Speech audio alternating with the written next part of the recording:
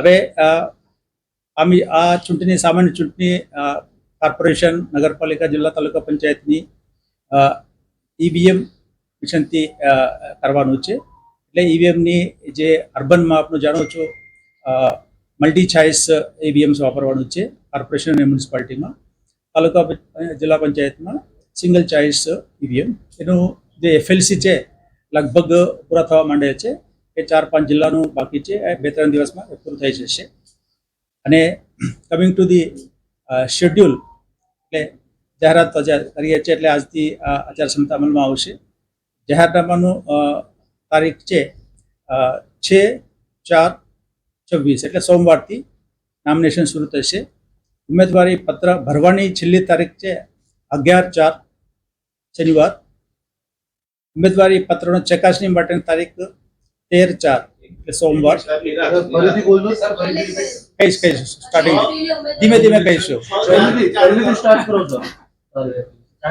ચૂંટણીની જાહેરાત 1/4 એટલે આજે.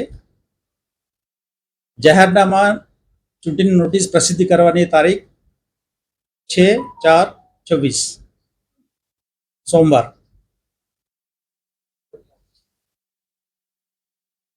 ઉમેદવારી પત્ર ભરવા માટે છેલ્લી તારીખ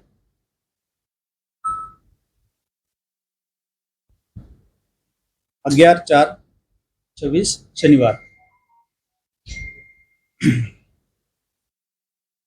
ઉમેદવારી પત્ર ચકાસણી માટે તારીખ 13/4/26 સોમવાર.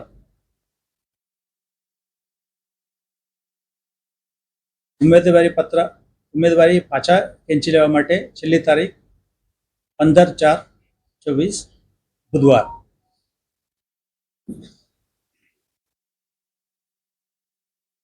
મતદાનની તારીખ 24/4/26 રવિવાર. સમય સવારના 7 વાગ્યાથી સાંજના 6 વાગ્યા સુધી.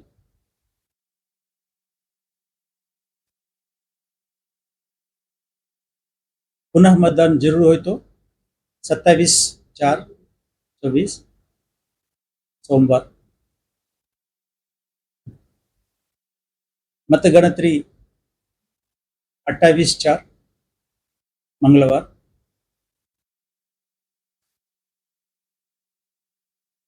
ચૂંટણી પ્રક્રિયા પૂર્ણ થવાની તારીખ 30/4/26.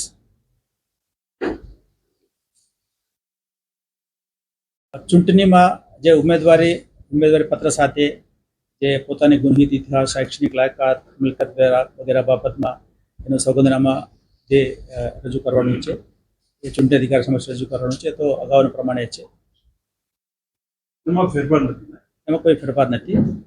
ચૂંટણી સમયે જે એપિક કાર્ડ આધારે એનું વોટકાન થતા હોય, અમુક એપિક કાર્ડ ના હોય તો ચૂંટણી પંચે 2016માં 14 ડોક્યુમેન્ટની એક ઓર્ડર પાસ કરેલા છે. એ 14 ડોક્યુમેન્ટની કોઈ પણ એક driving licence, PAN card, passport વગેરે વગેરે જે ગવર્મેન્ટ આપેલા ઓળખ કાર્ડ, એ બધા જે 14ની યાદી છે અમે પછી ફોલ્ડર પર મૂકેલા છે. એ કોઈ પણ એક ફોટોવાળી આઈડેન્ટિટી કરે ઓળખાણ માટે રજૂ કરીને મત આપી શકે છે. અને મતદાનનો સમય મેં કીધું સવારે 7 વાગ્યાથી સાંજે 6 વાગ્યા સુધી. એના માટે જે ઈવીએમ મારફત મતદાન કરવાનું છે મેં જાહેર કર્યો. એમાં અમારા મહાનગરપાલિકા, નગરપાલિકા માટે જે પૂરતી પ્રમાણમાં CU BU ઉપલબ્ધ છે. મલ્ટી ચોઇસવાળા 23,667 CU છે. અને મલ્ટી ચોઇસ એટલે અર્બનમાં નગરપાલિકા કોર્પોરેશનમાં 4 મત આપવાનું છે ને, એટલા માટે જે મિશન CU છે 23,667 છે. અને BU 667 23,667 CU કંટ્રોલ યુનિટ કહેવાય. અને 47,000 multi choice 47,102 BU ballot unit છે. તાલુકા જિલ્લા પંચાયત માટે 23,665 CU control unit, 23,665 65 BU CU control unit. Total જ છે, બંને અલગ જ છે ને CU BU. અને 28,841 BU બેલેટ યુનિટ.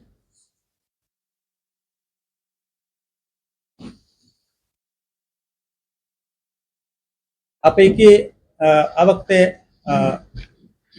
રાજ્ય સરકારે મંજૂરી આપીને અમે અમુક જૂના મિશન થઈ ગયા એટલે અમે નવા મિશન ખરીદ કરેલા છે. એમાં 53,000 BU, 48,000 CU સિંગલ ચોઇસ વાળા મિશન,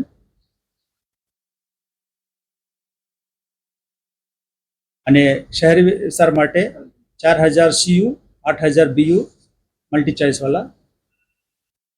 અને બંને ડિપાર્ટમેન્ટ અલગ અલગ કરે છે, પંચાયત ડિપાર્ટમેન્ટ અને અર્બન ડિપાર્ટમેન્ટ, એટલે એના અલગ અલગ નવા ખરીદ કરેલા છે. જૂના મિશન જે એનું ટાઈમ થઈ ગયા એને રિપ્લેસ કરવા માટે. અને વોટર્સની સંખ્યા મેં અગાઉ બ્રેકઅપ આપી દીધા, મેલ ફિમેલ બધાનું. હવે મતદાન મથકો 49,591 જેટલા મતદાન મથક આઈડેન્ટિફાઈ કરેલા છે. 49,591 મતદાન મથકો, પોલિંગ સ્ટેશન્સ. અમારા પોલિંગ સ્ટેશનની મર્યાદા 1200 છે. ઓકે, 1200 આઈડિયલ છે, એટલે 1200થી ઉપર તો અમે રાખતા નથી. 1200થી નીચે 300-400 પણ હોઈ શકે, એટલે એને ડિસ્ટન્સ જે ગ્રામ્ય વિસ્તારમાં ડિસ્ટન્સ વધારે ના હોય એવું ભારત ચૂંટણી પંચના પણ ગાઈડલાઇન છે, અમારા પણ એ છે. એ ડિસ્ટન્સ વધારે નહીં, તેના માટે અમે 300-400 પણ અમુક વિસ્તારમાં હોય તો પણ અમે પોલિંગ સ્ટેશન રાખીએ છીએ. અને શહેરી વિસ્તારોમાં મોટા પાયે 800-900, 1100-1200 હોય છે. એમાં 1200 ઉપર કંઈક 20-25 હોય તો અમે ચલાવી લઈએ, વધારે હોય તો પછી અમે અલગથી પોલિંગ સ્ટેશન બનાવવા માટે કહીએ છીએ. અને એમાં રફલી અત્યારે સંવેદનશીલ તો વેરી અર્લી સ્ટેજ છે, છતાં અમે રફલી આઈડેન્ટિફાઈ કરેલા છે. 11,000 જેટલા સંવેદનશીલ છે, 3,300 જેટલા અતિસંવેદનશીલ છે. એ તો જૂના એક્સપિરિયન્સના અતિસંવેદનશીલ, પછી એ તો બદલશે. પછી એકચ્યુઅલ પોલ ડેની 2-3 દિવસ પહેલા બધા ઉમેદવારો ફાઇનલ થાય ત્યારે થોડા ફેરફાર થશે, એટલે પછી ત્યારે એકચ્યુઅલ આંકડા ત્યારે આપીશું. અને નગરપાલિકા વગેરે માટે અમે કુલ 996 ચૂંટણી અધિકારી અને 1266 જેટલા મદદનીશ ચૂંટણી અધિકારી, 996 ચૂંટણી અધિકારી એટલે રિટર્નિંગ ઓફિસર્સ, 1266 મદદનીશ ચૂંટણી અધિકારી એટલે ARO નિમણૂક કરેલા છે. એમનું હવે આ 3-4 દિવસમાં એમનું ટ્રેનિંગ પણ આ 2 દિવસમાં પૂરું થવાનું છે.